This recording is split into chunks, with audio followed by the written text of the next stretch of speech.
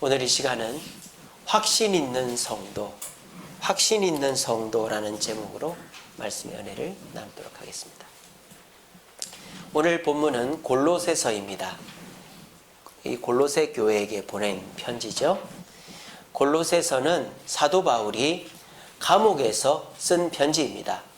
사도 바울이 감옥에서 쓴 성경이 4권이 있지요. 뭐가 있습니까? 에필골몬, 이렇게 외우면 되죠. 에베소서, 빌립보서, 골로새서, 빌레몬서 4권이 있습니다. 자, 그러면 이 사람이 사도 바울이겠네요? 가 아니고 이 사람은 에바브라입니다. 에바브라라는 사람이 골로새 교회를 개척을 했어요. 오늘 본문에 보시면 1장 7절에 사랑하는 에바브라에게 너희가 배웠나니 라고 되어 있습니다. 그러니까 이 골로새 교회는 에바브라 목사님이 담임하는 교회다라는 것이죠. 자, 그러면 이 에바브라는 골로새 교회를 어떻게 개척하게 됐을까요? 이렇게 됐습니다. 사도 바울이 3차 전도 여행을 할 때에 이 에베소에서 2년 6개월을 머물렀어요. 그때에 이 골로새 지역에 살던 에바브라가 우연히 이 에베소에 왔다가 바울의 전도를 받게 된 것이죠. 그래서 예수를 믿게 됐습니다. 그리고 그 예수님이 너무 좋아가지고 2년 6개월 두란노 소원에서도 배우고 바울에게 제자 훈련을 받아가지고 목사 안수를 받은 거예요. 이 에바브라가. 그래서 그 뜨거운 열정으로 나는 내 고향에 가면 교회를 개척해야 되겠다. 그래서 이 에베소에서 사도 바울에게 예수를 영접하고 그리고 제자 훈련을 받아 목사가 된 이 에바브라가 자기 고향인 골로새로 돌아가서 개척한 교회가 무슨 교회다? 골로새 교회다. 고로새가 아니고 골로새. 예, 마스크를 쓰고 있으니까 여러분들 표정이 어떤지 모르겠어요. 표정이 우울하신지 잘 모르겠습니다. 고로새가 아니고 골로새 교회를 세운 거예요. 그리고 이 골로새 교회가 참으로 부흥했다라는 걸 알 수 있어요. 왜냐? 라오디게아 교회와 히에라볼리 교회가 이 골로새 교회에게서 세워진 교회였기 때문입니다. 그래서 이 에바브라는 목회를 잘했다 못했다? 잘했다. 교회를 세워놓고 한 5년 10년 후에 그냥 문 닫는 그런 교회가 아니라 교회를 세워놔가지고 이 골로새 교회가 크게 부흥했다 이 말이에요. 그래서 그냥 우리 혼자서 2만 명 3만 명 대형 교회 만드는 게 아니라 이 에바브라는 다른 교인들을 또 파송을 하는 거죠. 그래서 라오디게아에도 교회를 만들고 이 라오디게아 교회에서 또 파송해가지고 히에라볼리에도 교회를 만들고 누구한테 배운 거예요? 바울한테 배운 거죠. 바울이 곳곳에 가면서 교회를 개척한 것처럼 이 에바브라도 바울에게 배워가지고 교회를 개척을 했고 그 교회가 또 개척을 하고 그렇게 목회를 잘 했던 것입니다. 자, 그러면은 이 에바브라가 목회를 잘하게 된 뭐랄까요? 요인이라고 할까요? 핵심이라고 할까요? 중점적인 요소라고 할까요? 뭔가가 있을 거예요. 비결이 있을 거예요. 에바브라 목회의 비결이 있습니다. 그게 바로 이 구절입니다. 완전하고 확신 있게 서기를 구한다. 이 말은 에바브라가 한 말이 아니에요. 오늘 골로새서 4장 12절에 나오죠. 그리스도 예수의 종인 너희에게서 온 에바브라가 너희에게 문안한다. 그러니까 너희에게 얘기한다 이 말이에요. 이거는 골로새서는 사도 바울이 썼죠. 하지만 에바브라가 하고 싶은 말을 바울이 대신해 주는 거예요.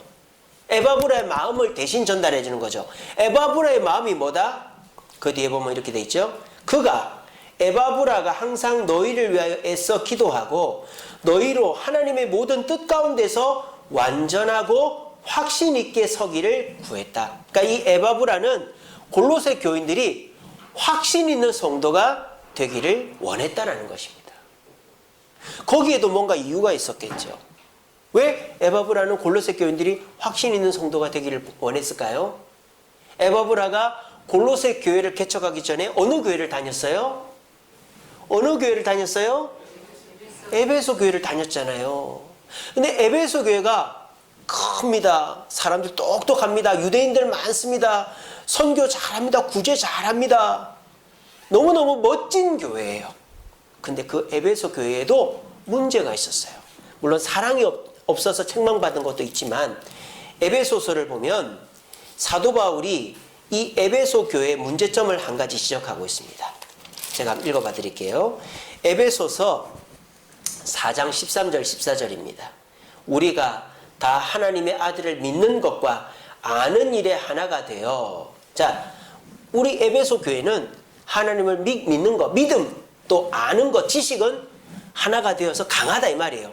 근데 온전한 사람을 이루어 그리스도 안에서 어디까지? 장성한 분량이 충만한 데까지 이르러야 된다 이 말이에요. 그런데 에베소 교인들 중에 일부는 어떻게 돼 있다? 14절에 보니까 이는 우리가 이제부터 어린아이가 되지 아니하여. 그러니까 에베소 교인들 중에서는 아직 장성하지 못한 어린아이 신앙을 가진 사람이 있더라 이 말이에요. 그래서 그런 에베소 교인들이 어떻게 돼야 된다? 어린아이가 되지 않아요. 사람의 속임수와 간사한 유혹에 빠져 온갖 교훈과 풍조에 밀려 요동하지 않게 하려고 한다라고 그랬어요. 그러니까 사도 바울은 에베소 교회를 볼 때 자랑스럽습니다. 자기를 파송한 안디옥 교회 다음으로 자랑스러운 교회가 에베소 교회예요. 그래서 이 사도 바울은 자기가 목회하다가 에베소 교회를 누구한테 물려줍니까? 영적 아들 디모데에게 물려줍니다. 그러니까 이 에베소 교회는 사도 바울이 개척한 수많은 교회 중에서 최고의 교회였어요. 근데 사도 바울도 이 에베소 교회에게 편지를 보내고 있다. 왜? 아쉬운 점이 있기 때문에. 어떤 점이 아쉽습니까? 에베소 교인들 중에 확신 없는 성도들이 있다 이 말이에요. 머리는 똑똑하고 손발에 열심은 있는데 확신이 없다 이 말이에요. 확신이 없어서 간사한 유혹, 여기 나오지 않습니까? 사람의 속임수와 간사한 유혹에 빠져서 갈등하는 에베소 교인들이 있었다 이 말입니다. 그리고 고난이 닥치면 고난을 이겨내지 못하고 이리 쓰러지고 저리 쓰러지고 이리 울고 저리 울고 낙심하는 성도들이 있었다는 겁니다. 그거를 누가 보았다? 누가 보았다? 에바브라가 보았다 이 말이에요. 에바브라가 유혹에 빠져서 흔들흔들하고 낙심에 빠져서 좌절하는 그런 에베소 교인들을 보면서 내가 교회를 개척하면 교회가 크지는 않아도 성도들이 똑똑하지는 않아도 우리가 많은 일을 하진 않아도 확신 있는 성도로 만들어야 되겠다라는 다짐을 한 거예요. 그리고 목회를 해온 거예요. 왜? 이 에베소 교회가 교회는 크고 지식은 많고 하는 일은 많지만 성도들을 차근차근 확신 있게 만들지 않아서 일부 성도들이 유혹에 빠져서 죄에 빠지고 일부 성도들이 또 이렇게 불안해하고 고난 때문에 염려하고 하는 것 때문에 교회에 문제가 있더라 이 말이에요. 그래서 교회가 어떻게 돼요? 사랑이 없는 거죠. 요한계시록에서 사도 요한이 하나님께 말씀 받아서 에베소 교회를 책망합니다. 뭐라고? 뭐를 회복해라? 첫사랑을 회복해라. 에베소 교인들은 지식은 있고 열심은 있었지만 첫사랑이 없다 보니까 자꾸 넘어지고 흔들리는 거죠. 왜? 하나님에 대한 확신, 신앙의 확신이 없었기 때문입니다. 그래서 에바브라는 교회를 개척했고 열심히 목회했습니다. 근데 성도들에게 신앙을 확신을 심어주는 게 쉬운 일일까요? 어려운 일일까요? 참으로 어려운 일입니다. 눈에 보이지 않는 예수, 정말 공상과학 소설보다도 더 터무니없는 얘기가 천지를 6일 만에 창조했다는 얘기가 기록되어 있는 성경, 또 이거를 보면서 믿고 기도하라고, 주일이면 교회 나오라고, 봉사하라고, 헌금하라고 말하는 교회 목사의 말을 그냥 믿기에는 너무나도 힘들다 이 말이에요. 그러니까 성도들이, 어떤 성도는 그냥 예수님을 믿고 천국과 지옥을 믿고 성경을 믿고 목사의 말을 믿어서 따라가는 성도가 있는가 하면, 어떤 성도는 그게 도무지 안 믿어지기 때문에 못 따라가고 결과적으로 넘어지고 의심하고 갈등하는 성도들이 있단 말이에요. 그래서 평안이 없고 소망이 없는 성도들이 있더란 말이에요. 그래서 이 에바브라가 어떻게 했다? 사도 바울한테 SOS를 친 거예요. 스승님, 제가 스승님께 교육받고 목사 안수 받아서 골로새 교회를 개척을 했습니다. 그런데 제가 참 교만했던 것 같습니다. 에베소 교회는 확신이 있는 성도들이, 확신 없는 성도들이 있어서 갈등하는 걸 보며 나는 교회 개척하면 그러지 말아야지 했는데, 내가 교회를 개척해봐도 그런 성도들이 있더라고요. 그래서 그런 성도들을 좀 확신 있게 바꾸고 싶은데 제가 부족합니다. 스승님, 바울 사도님, 저희 교회 편지 하나 써서 저를 좀 도와주세요. 그렇게 한 거예요. 그래서 사도 바울이 쓰게 된 편지가 바로 이 골로새서다 이 말입니다. 다른 사도 바울의 서신서 12권의 서신서는요, 내가 사도 바울 담임 목사가 자기 목회지 성도들한테 쓴 편지예요. 자기 양들한테 쓴 거라 이 말입니다. 그런데 이 골로새서는요, 자기 양한테 쓴 게 아니에요. 에바브라의 양떼에게 쓴 거예요. 에바브라가 목회하고 있는 골로새 교회에게 쓴 겁니다. 그리고 이 에바브라가 목회를 잘하게끔, 에바브라가 목회에 성공하게끔, 에바브라가 성도들을 바르게 목양하게끔 도와주려고 바울이 썼다. 그래서 이 바울이 에바브라를 높여줍니다. 7절에 보시면, 1장 7절에 보시면 이와 같이 우리와 함께 종된 사랑하는 에바브라라고 그랬어요. 그러니까 에바브라를 누구와 동급으로 만들어주는 거예요?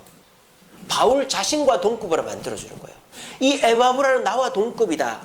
그러니까 너희들 에바브라 말을 무시하지 마라. 그러면서 이 골로새서에는 에바브라가 원하는 내용으로 가득 차 있어요. 첫 번째는 뭡니까? 너희가 믿는 예수가 어떤 신보다도 최고다. 그 예수를 믿고 예수 안에서 확신을 가져야 너희들의 신앙생활이 잘 된다. 그거를 골로새서에서 에바브라를 대신해 바울이 강조하고 있어요. 한번 볼까요? 1장 15절 보세요. 그는, 예수님은 보이지 아니하는 하나님의 형상이시요 모든 피조물보다 먼저 되십니다. 그러니까 예수 그리스도를 믿는 너희는 이 세상 그 무엇보다도 최고를 믿고 있기 때문에 두려워하지 마라, 갈등하지 마라고 확신을 심어주는 거예요. 또 1장 21절 보세요. 전에 악한 행실로 멀리 떠나 마음의 원수가 된 너희를 이제는 그의 예수님의 육체의 죽음으로 말미암아 화목하게 하셨다.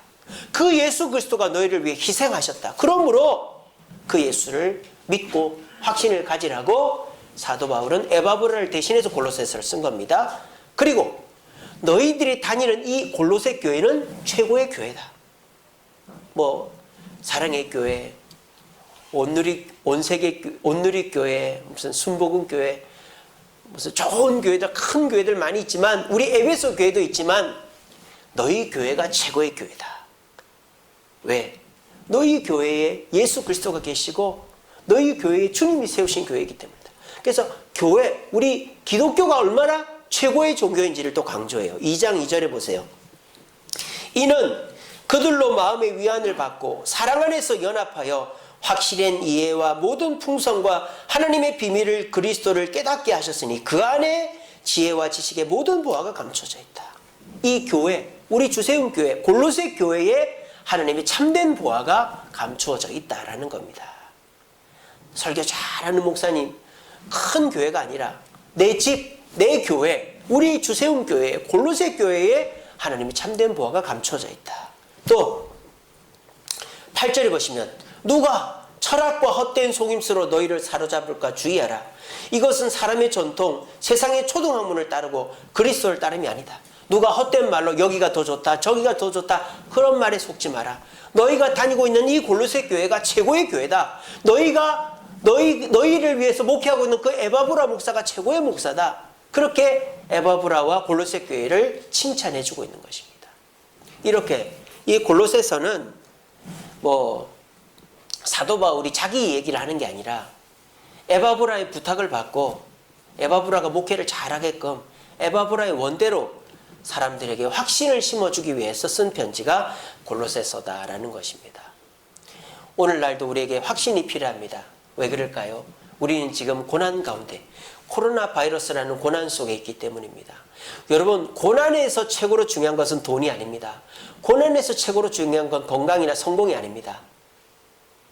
고난이 끝나지 않은 채로 돈이나 성공이나 건강이 주어져 봐야 그거는 언발의 오줌 누기에 불과한 것이기 때문입니다. 고난이 끝나야 돼요. 근데 고난이 안 끝나도 최고로 우리에게 기쁨을 주는 것이 있습니다. 그게 뭡니까? 확신이에요. 로마서 5장 3절 4절에 이렇게 되어 있습니다. 환난 속에서도 즐거워하느니 환난은 인내를, 인내는 연단을, 연단은 소망을 알게 한다고 그랬습니다. 여러분, 환난 속에서도 기뻐하려면, 고난 속에서도 기뻐하려면 어떻게 됩니까? 돈이 있어야, 성공을 해야 건강해져야? 아닙니다. 돈이 있어도 성공을 해도 건강해도 불안해요. 왜? 고난이 안 끝나니까. 내가 돈 벌었는데 고난이 안 끝나네. 내가 건강한데 고난이 안 끝나네. 성공했는데 고난, 그럼 계속 불안한 거예요. 고난이 끝나야 되는 거예요. 코로나가 끝나야 사람들은 이제는 두 발 뻗고 자겠다 이 말이에요. 그러면은 그 사람들은 계속 불안할 수밖에 없죠. 돈을 벌어도 건강해져도 성공을 해도 말입니다. 그런데 환난 속에서도 코로나 속에서도 기뻐할 수 있는 방법이 뭐다? 인내하고 연단받고 소망 속에서 우리가 살아가는 방법입니다. 그게 어디서 온다? 확신에서 온다 이 말입니다. 저도 에바브라 목사와 같은 심정입니다. 우리 온 주세움교회 성도들이 확신 있는 성도가 되기를 바랍니다. 여러분, 확신 있는 성도가 되어서 고난이 아직 안 끝나도 내 몸이 아파도 문제가 있어도 그 확신이 있으면 우리는 두려움을 이겨낼 수 있습니다. 제가요, 이제는 조금 살만합니다. 이제는 건축 허가도 났고 착공 허가도 났고 공사도 너무너무 잘 되고 있어요.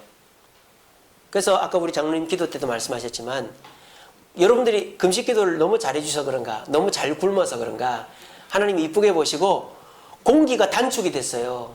참 세상에 살다 보니까 이런 일도 있네요. 그래서 원래는 다음 주 토요일에도 그 CIP 구멍 뚫는 게 끝날까 안 끝날까 모른다고 했는데 수요일날 끝난답니다. 목요일부터 땅을 이제 흙을 파낸대요. 너무 감사하죠. 근데요, 제 마음이 어떻게 된지 아세요? 이제는 좀 구청에서 전화 안 오니까 너무 살만해요. 그리고 민원인들 전화 안 오니까 너무 살만해요. 공사 잘 되니까 너무 살만해요. 그런데 어떻게 된지 아세요? 뭐 하나 문제가 생깁니다. 그럼 그것 때문에 또 온 정신이 거기에 팔려 있는 거예요. 뭐 누가 전화를 했다, 뭐 뭘 했다. 그러면은 또 그게 해결이 안 되니까 다른 건 다 잘 되는데 그 문제 하나 때문에 또 막 불안한 거예요. 그게 해결이 돼야 내가 마음이 편하고 두 발 뻗고 자는데 막 그런 일이 또 생기는 겁니다. 그런 일을 겪으면서 제가 어떤 생각을 했니? 아이고 희재야, 희재야, 네가 또 병이 도졌구나, 병이 도졌구나.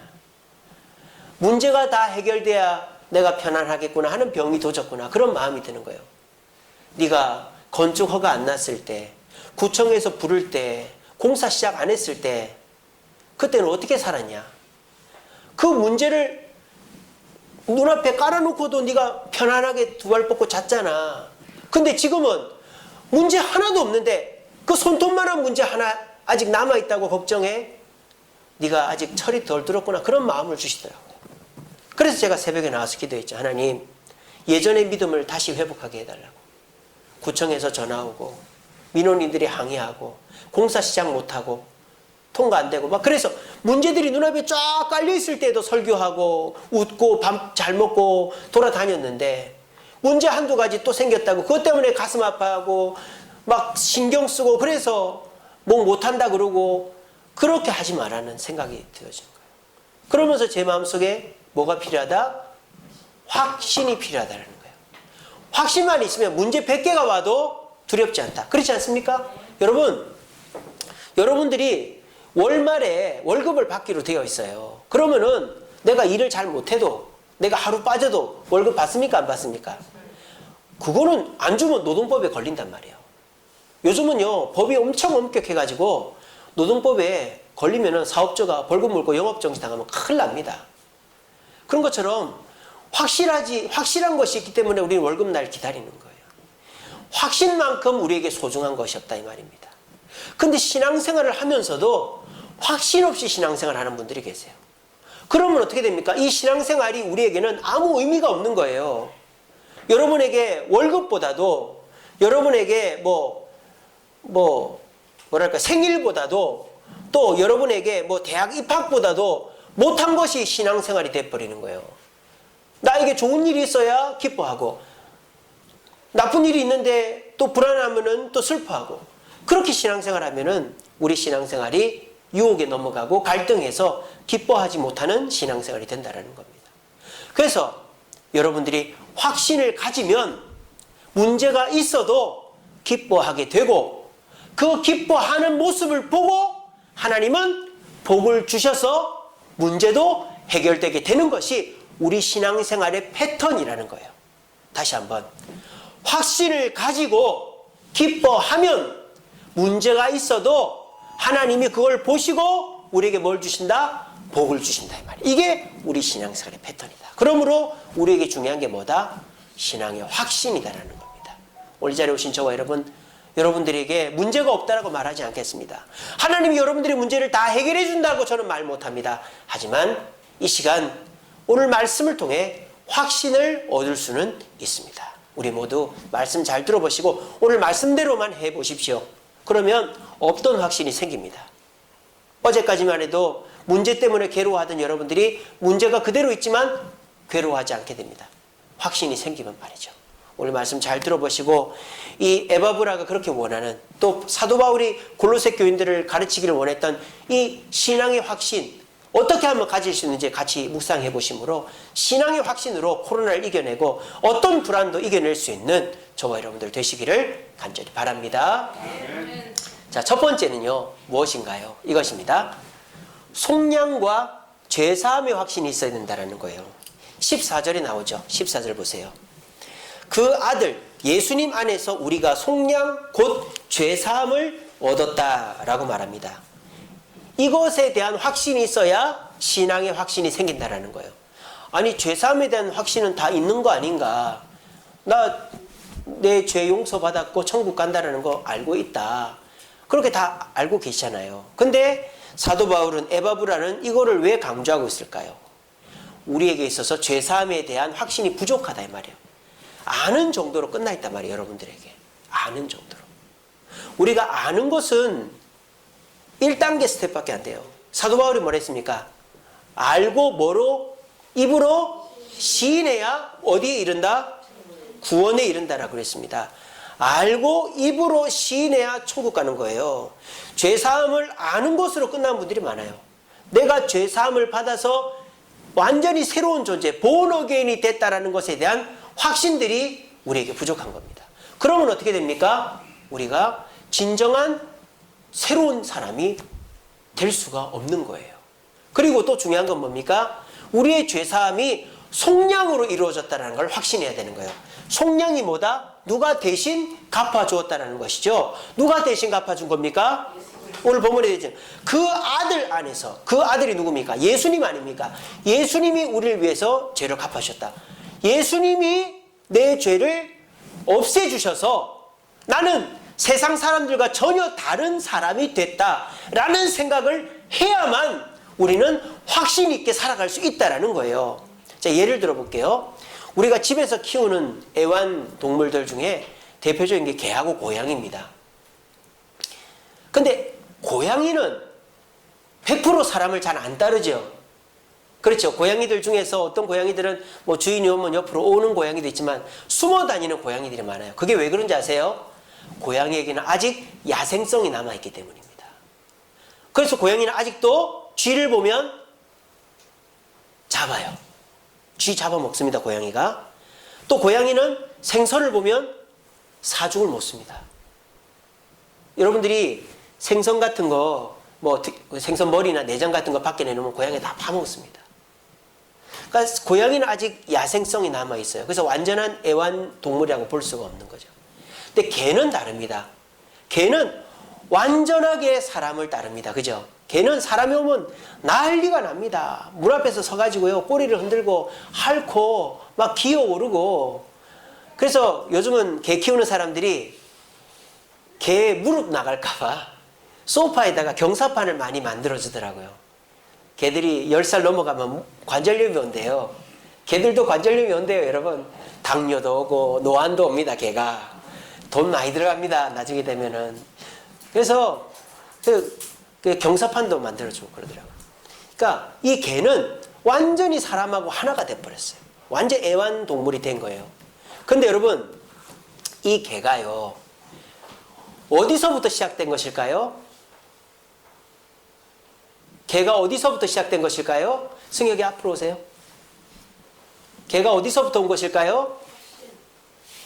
확신에서부터 게 아니고, 오늘 설교를 너무 진지하게 듣고 계시네. 개과, 우리가 보통 개는 개과에서부터 왔다고 그럽니다. 그래서 우리가 분류상으로도 개과가 있고 그 개과 밑에 늑대가 있고 이렇습니다. 그래서 개라는 것이 있고 그 개에서 늑대가 왔다 이러는 학자들이 있고, 두 번째 학자들은 늑대에서 개가 왔다라는 사람이 있어요. 여러분들은 어떤 게 맞는 것 같아요? 그렇죠. 저도 그게 맞는 것 같아요. 하나님이 늑대로 창조해놨는데 그 늑대에서 개가 온 것 같아요. 그래서 늑대의 DNA와 개의 DNA를 보면은 99%가 일치한답니다. 자, 그런데 야생 늑대가 사람하고 하나가 되는 게 쉽겠어요? 어렵겠어요? 어렵죠. 두 가지가 어렵습니다. 하나는 야생성을 버리기가 어렵습니다. 자꾸 뭐 하려고 그래요? 돌아가려고 하는 거예요. 누구한테로? 자기 가족들한테로. 늑대는 잡아놓으면 묶어놓을 수는 있죠. 하지만 풀어놓으면 돌아가 버리는 거예요. 야생성이 있으니까. 그리고 사람을 공격할 수도 있고 말이죠. 늑대의 야생성을 극복하는 게 첫 번째 어려운 거예요. 두 번째 어려운 건 뭐냐? 이 늑대가 나를 주인으로 섬기게 하는 게 어려운 거예요. 그러니까 2만 년 전에 추정합니다. 2만 년 전에 어느 사람이 이 늑대를 야생성을 없애고 자기 것으로 만들었기 때문에 지금의 늑대와는 전혀 다른 개과가 생겨서, 여러분 지금 개를 산에다 풀어놔 보십시오. 섬에다 갖다 놔 보십시오. 집으로 돌아옵니다. 늑대한테 안 돌아가요. 왜? 이제는 늑대과에 들어가는 게 아니라 개과이기 때문입니다. 그러면은 그 늑대가 완전히 개가 되기 위해서는 오랜 시간이, 2만 년이라는 시간이 걸린 거예요. 학자들에 따르면 우리는 6,000년입니다. 아담서부터 인간까지가 6,000년이에요. 우리는. 근데 학자들에 따르면 2만 년이 걸렸대. 자기들은. 오랜 시간이 걸렸다 이 말이죠. 그럼 그 기간 동안에 어떻게 됐을까요? 일단 늑대가 야생성을 잃어버려야 돼요. 나는 집이 여기다. 우리 주인하고 나는 살아야 되고 저기 늑대들하고 나는 다르다. 그 생각이 딱 늑대가 들어야 되고, 그리고 이 늑대가 이 사람이 내 주인이다 라는 생각이 들기 위해서 어떻게 해야 됩니까? 주인이 늑대한테 어떻게 해줘야 돼요? 잘해줘야 되는 거예요. 늑대한테 먹이도 줍니다. 다치면 늑대를 싸매어 줍니다. 또 늑대를 데리고 다닙니다. 또 늑대를 맨날 묶고만 놓는 게 아니라 풀어놔줘도 봅니다. 자유롭게 돌아다니라고. 그러는 과정 속에서 이 늑대가 주인을 진짜 주인으로 인정하게 되는 거예요. 이게 우리가 확신 있는 성도가 되는 것과 비슷하다는 거예요. 그게 어떻게 비슷합니까? 내가 개입니까? 그렇게 받아들이지 마시고, 우리가 그만큼 죄사함의 확신을 갖기가 힘들다 이 말이에요. 첫째로는요, 우리 야생성을 없애야 돼요. 내가 생김새 똑같이 생긴 우리 아버지, 우리 형님, 동생과 같은 인간이다라고 생각하는 걸 끊어버려야 돼요. 예수를 안 믿는 이상 저 사람하고 나하고는 전혀 다른 사람이라는 생각을 해야 됩니다. 또 바꿔가지고 흑인이든 백인이든 예수 믿는 사람이면 나하고 형제라는 생각을 해야 되는 거예요. 그게 쉽지 않죠. 하지만 우리가 그런 생각이 들 때까지 노력을 해야 되는 거예요. 우리 스스로가 우리가 세상 사람과 똑같다라는 생각을 벗어버리고, 우리는 세상 사람과 다르다. 나는 세상에 집이 없다. 나는 하나님께 집이 있다. 나는 교회가 내 집이고 천국이 내 집이지 내가 지금 사는 집은 임시로 사는 집이다. 여기에 확신이 가 있지 않으면 우리는 신앙의 확신을 가질 수가 없다는 겁니다. 물론 아직 그런 확신이 없는 분들을 제가 폄하하거나 야단치는 것이 아닙니다. 근데 제가 지금 얘기하고 싶은 건 뭐냐, 여러분들이 그런 확신에 가야만 신앙생활에 재미가 있다 이 말이에요. 저처럼 그런 확신이 있어야만, 저는 고향에 집도 없습니다. 저는 이 교회가 제 집이고, 저는 여러분들이 제 아버지고 어머니고 형님이고 동생이고 자녀고 그렇습니다. 그럴 확신이 있으니까 저는 마음이 편한 거죠. 저는 여러분들이 무슨 말을 해도 고깝게 안 듣고 화 안 내고 예 알겠습니다 하는 거죠. 왜? 내 가족이니까, 내 형제니까. 그런 마음이 있으니까 갈등이 없고 유혹이 없고 마음이 편안한 거예요. 근데 여기가 내 집인가 저기가 내 집인가 이 교회가 내 교회인가 저 교회가 내 교회인가 그러면은 마음이 이리 갔다 저리 갔다 나왔다 안 나왔다 마음이 두근반 세근반 되는 것입니다. 우리에게 있어서 중요한 것은 내 집은 내 소속은 하나님께고 하나님께서 나에게 주신 교회다 이 마음을 딱 가지고 그것이 확신을 딱 들어야만 그리고 세상 사람과 나는 전혀 다르다 객과와 늑대는 다른 것처럼 나는 돌아갈 곳은 내가 나를 쫓아내더라도 내가 돌아갈 곳은 집밖에 없다. 여러분들 자녀를 때려서 쫓아내 보십시오. 집 앞에 서서 울고 있지. 그것처럼 우리에게 있어서 중요한 것은 나는 하나님의 자녀다. 세상 사람과 나는 전혀 다르다. 이 확신을 우리가 가지게 되어야만 우리는 갈등이나 유혹이 없고 세상에서 오라 그래도 안 가고 또 갈등이 없고 주님 안에서 기쁨을 얻고 참 소망을 얻게 되어지는 것입니다. 그리고 또 중요한 것은 주인이 늑대를 희생적으로 돌봐야만 내 것이 된 것처럼 우리 예수님은 이미 속량 우리를 위해서 죽으셨다 이 말이에요. 그걸 우리가 믿을 때에 우리에겐 진정한 천국 소망과 확신이 주어진다는 거예요. 오늘 자리에 나오신 저와 여러분들은 죄사함에 대해서 알고는 계십니다. 내가 예수님의 보혈로 죄사함 받았다는 거 알고 있어요. 하지만 그것이 우리 현실에서 인정이 되어야 됩니다. 인정이 되는 구체적인 증거가 뭔지 아세요? 저 불신자와 난 다르다. 내 진짜 집은 교회고 천국이다. 이게 확실해지면 여러분들은 죄사함에 대해서 확신을 갖고 있는 것입니다. 그렇게 되지 않았다면 노력을 해야 됩니다. 운동선수들이요 하루에 2시간씩 꼭 자세 연습을 합니다. 골프 연습, 타자 연습, 투구 연습 안 하면요 타이밍이 안 맞고 자세가 흐트러지면은 안 돼요. 하루라도 연습을 안 하면은 안 맞고 안 되는 거예요. 우리가 하루라도 까먹지 말아야 될 게 뭡니까? 나는 죄사함 받았다. 나는 예수님의 은혜로 천국 백성이다. 이거를 하루라도 안 까먹으려고 기도할 때마다 그래서 우리 기도할 때마다 예수님 감사합니다. 저를 자녀 삼으시고 천국 백성 되게 해주시고 감사합니다. 우리 그렇게 기도하지 않습니까? 이거를 안 까먹어야만 노력해야만 우리는 어떤 갈등이 와도 문제가 와도 아니야 나는 하나님의 백성이야. 나는 여기서 망해도 천국 가면은 나는 살아. 예수님이 책임져 주셔. 예수님이 날 위해 생명도 주셨는데 내가 뭘 걱정해. 그 확신이 있으면 근심 100개가 와도 당당하게 버텨내는 것입니다. 이런 확신 속에서 살아갈 수 있는 저와 여러분들 되시기를 간절히 바랍니다. 두 번째로 사도 바울이 에바브라가 어떻게 하면 확신 있는 성도가 되느냐? 말씀에 대한 확신이 있어야 된다고 얘기합니다. 오늘 본문 9절 말씀입니다. 너희로 하여금 모든 신령한 지혜와 총명에 여기서 신령한 지혜와 총명이 뭡니까? 하나님의 말씀이죠.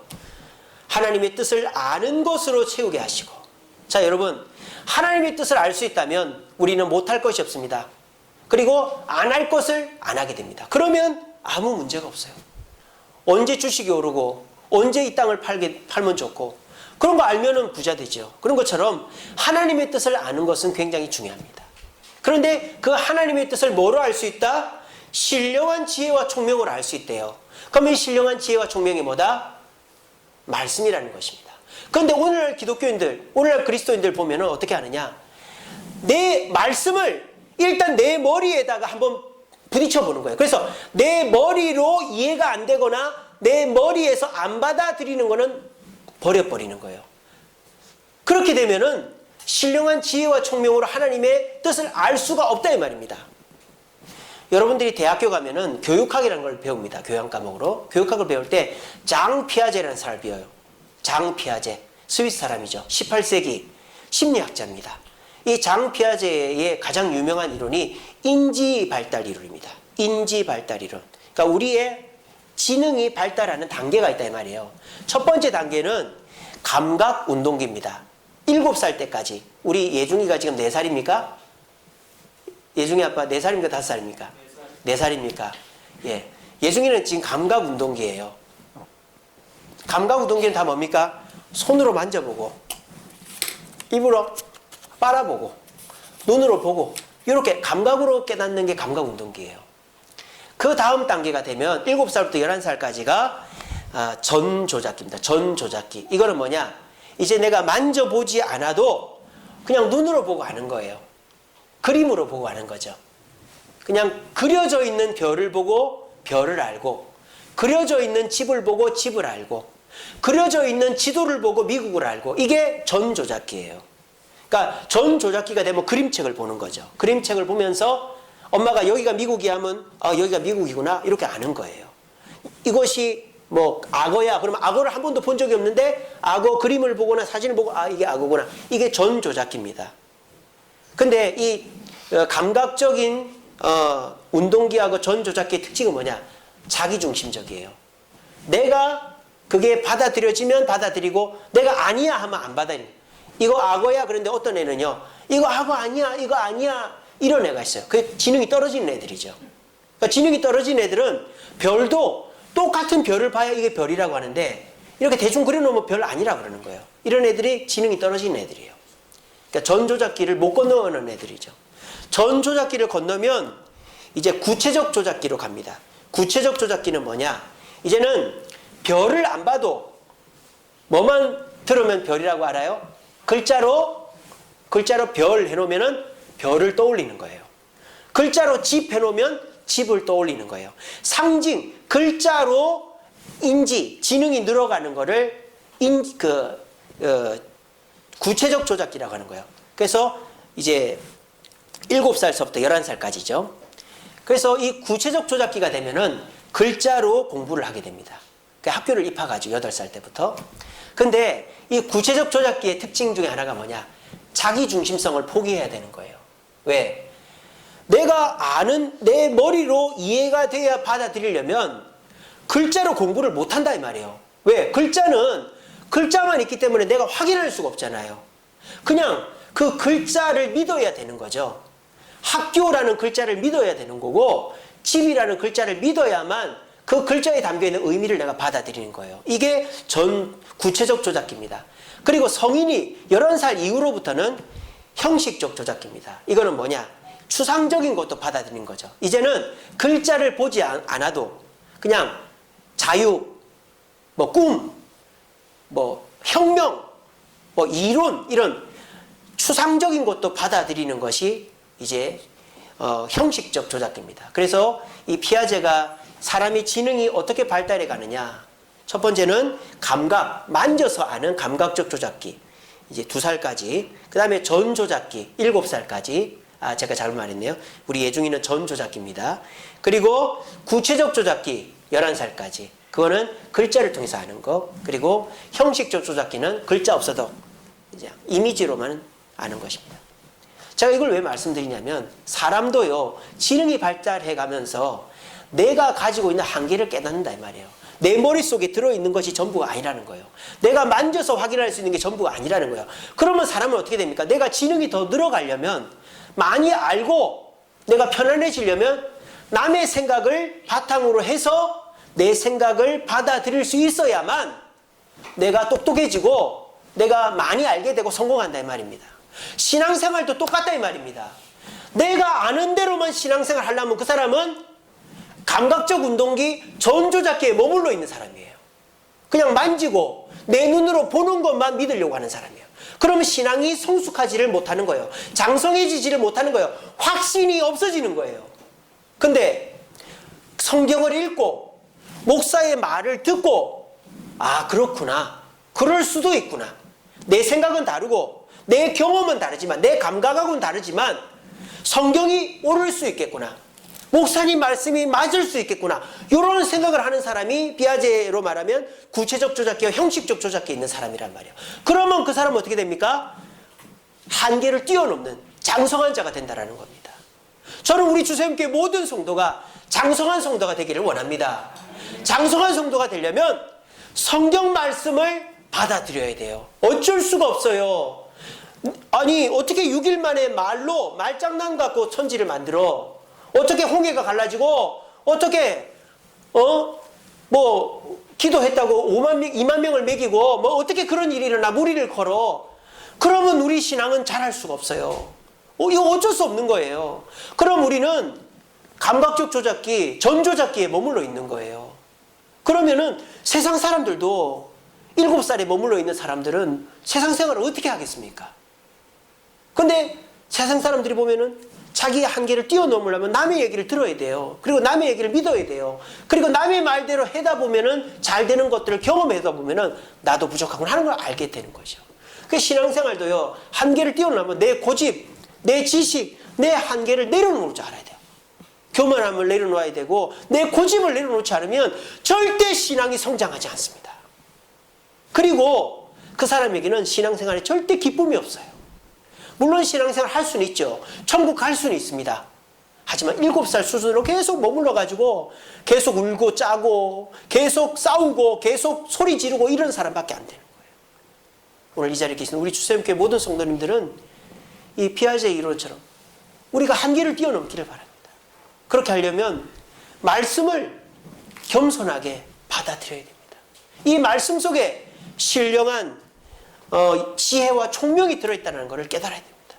그리고 설교 말씀을 가감없이 듣고 겸손하게 아멘하고 받아들여야 됩니다.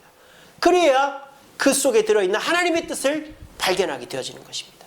우리 모두 인간의 한계를, 우리 신앙의 한계를 뛰어넘기 위해서 하나님이 기뻐하시는 말씀과 또 하나님의 설교 속에서 내 삶의 비결을 발견하고 확신 있는 성도로 살아갈 수 있는 저와 여러분 되기를 간절히 바랍니다. 마지막입니다. 에바브라가 확신 있는 성도가 되기 위해서 강조하는 것이 이겁니다. 견딤과 인내의 확신이 있어야 된다. 견디다라는 단어는 휘포모네라는 단어입니다. 이 휘포모네라는 단어는 환경 속에서의 견딤을 말하는 거예요. 그래서 견딤이라고 하는 거죠. 인내라는 단어는 마크로두메아, 마크로두메아라는 단어입니다. 이거는 환경적 어려움을 말하는 게 아니라 사람의 어려움을 말하는 거예요. 사람의 어려움은 인내해야 되는 것이죠. 말이 비슷합니다만은 이제 의미가 다릅니다. 그래서 우리가 환경적 어려움이나 또 사람의 갈등 속에서 견딤과 인내를 해야만 능력이 온다. 그게 어디 나오느냐? 11절에 나옵니다. 그의 영광의 힘을 따라 모든 능력으로 능하게 하시며 기쁨으로 모든 견딤과 오래 참음에 이르게 하시고, 견딤과 오래 참음이 있는 자가 하나님의 힘과 능력에 이른다라고 사도 바울은 말하고 있는 것입니다. 세상 사람들은요, 문제가 있을 때 그 문제를 노력을 해서 극복하면 힘이 생깁니다. 사업을 하는데 어떤 그 거래처에게서 거래를 땄어요. 오퍼를 받았어요. 그럼 어떻게 해야 됩니까? 노력을 해서 그 오퍼를 이뤄내면 그 사람한테 물건을 주고 나면 돈을 받죠. 이게 사업의 성공이죠. 근데 기독교는 그렇지 않단 말이에요. 여러분 잘못 알고 있습니다. 내가 성경을 많이 읽으면, 교회를 안 빠지면, 헌금을 많이 하면, 내가 뭐 봉사를 많이 하면 복이 온다. 이게 교회의 방법이 아닙니다. 교회의 방법은 뭔지 아세요? 휘포모네와 마크로두메아를 하는 것입니다. 인내하는 겁니다. 견디고 참는 것입니다. 오래 참는 것입니다. 환경적으로는 견디면 됩니다. 사람은 오래 참는 것입니다. 그렇게 우리가 인내하고 오래 참는 이 견딤의 인내의 과정을 하면 어떻게 되느냐? 하나님이 그걸 뭐하고 계시다? 보고 계시다 이 말이에요. 그리고 하나님이 어떻게 하신다? 복을 주셔서 성공하게 하신다. 이게 기독교의 성공의 방식이다 이 말입니다. 다시 한번 말씀드립니다. 세상의 방식은 내가 노력을 해서 결과를 보고 성공하지만, 교회의 방식은 내가 아무것도 이해가 안 돼. 내가 왜 견뎌야 되는지, 내가 왜 참아야 되는지 이런 거 몰라요. 하지만 그냥 하나님이 주신 거니까 견디는 거예요. 어떻게 보면 무식해 보입니다. 어떻게 보면 어리석어 보입니다. 여러분 그런 거 신경 쓰지 마. 세상 사람들이 어리석다, 무식하다 그런 거 신경 쓰지 마시고 그냥 견디는 거예요. 참는 거예요. 그걸 하나님 보고 계십니다. 욥을 보시면 아시잖아요. 30년을 견뎠습니다. 2배의 복을 받은 것입니다. 이것이 우리가 확신 속에서 결과적으로 복을 받는 비결이라는 것입니다. 그러므로 오늘 이 자리에 나오신 여러분들은 확신 가운데 살고 있는 것을 노력하고 계신 분들이라는 거예요. 왜? 여러분들이야말로 잘 견디고 있는 분들이기 때문입니다. 세상 사람들처럼 머리 이리 굴리고 저리 굴리고 여기 갔다 저기 갔다 하고 뭐 이렇게 했다 저렇게 했다 하지 않고 주일이면 교회 나와서 말씀 듣고 그 말씀대로 일주일 살고 또 교회 나가고 말씀대로 살고 기도하라면 기도하라고 금식하라면 금식하고 그렇게 사시기 때문에 여러분들은 하나님으로부터 소망을 얻고 기쁨을 얻을 수 있는 분들이라고 저는 믿습니다. 여러분 꼭 기억하십시오. 여러분들은 잘못되지 않았습니다. 여러분들은 어리석지 않습니다. 잘하고 있는 것입니다. 견디고 있기 때문에 오래 참고 있기 때문에 그것이 결국 우리에게 소망을 줍니다. 우리 모두 이 견딘과 오래 참음으로 하나님을 기쁘시게 하여 하나님으로부터 성공의 축복을 받는 저와 여러분 되기를 간절히 바랍니다. 우리 9절 읽고 마치겠습니다. 시작. 여호와를 기뻐하라. 그가 내 마음의 소원을 내게 이루어 주시리로다. 오늘 설교의 모든 내용이 여기 담겨 있습니다. 우리는 하나님이 소원을 들어줘야 기뻐하는 게 아닙니다. 먼저 하나님을 기뻐하는 거예요. 확신을 갖는 거죠. 그러면 하나님이 우리의 소원을 이루어 주시는 것입니다. 여러분들이 확신을 가지려면, 기뻐하려면, 확신을 가지려면 어떻게 됩니까? 먼저 나는 세상 사람과 전혀 다른 존재다. 예수님이 날 위해 희생하셨다. 그걸 날마다 생각하는 거예요. 그리고 말씀 속에 내 삶의 모든 지식이 담겨 있다. 그래서 제발 감각적 조작기, 전조작기에 머물러 계시지 마시고 구체적 조작기, 형식적 조작기로 남의 얘기를 받아들여서 내 지식을 넓혀가는 것처럼 하나님의 말씀과 설교를 받아들여서 겸손하게 무릎 꿇고 그 말씀에 순종하면 새로운 길이 열린다. 그리고 뭔가 결과가 보여야 참는 게 아니라 그냥 무식해 보여도 하나님 뜻이면 참고 견디면 그걸 하나님 보시고 복을 주신다. 이 세 가지 확신을 가지시면 여러분들은 갈등과 유혹이 없는 확신의 삶, 그래서 평안하고 소망이 넘치는 삶을 살게 됩니다. 이건 한순간에 이루어지는 게 아니라 그랬죠. 매일매일 순간순간 나는 하나님의 백성이다. 말씀대로 살면 복을 받는다. 견디면 하나님 복을 주신다. 이런 확신들을 순간순간 묵상할 때에 우리는 진정한 확신의 삶을 살고 축복을 얻을 수 있습니다. 저는 정말 바랍니다. 새벽마다 기도합니다. 그렇다고 해서 아직 확신이 없는 분들 제가 폄하하는 것이 아닙니다. 그럴 수 있습니다. 하지만 저는 기도합니다. 확신이 아직 없으시고 갈등하고 유혹받고 이랬다 저랬다 하시는 분들도 빨리 주님의 확신의 속에서 기쁨으로 살게 도와주세요. 그렇게 기도하고 있습니다. 부대오늘 이 자리에 나오신 모든 분들이 주님 안에서 속죄의 확신, 말씀의 확신, 인내의 확신 속에서 확신을 가지고 기쁨을 주님께 보여드림으로 모든 것들이 응답되어지는 축복을 받아 누리는 저와 여러분 되시기를 간절히 바랍니다. 기도하겠습니다.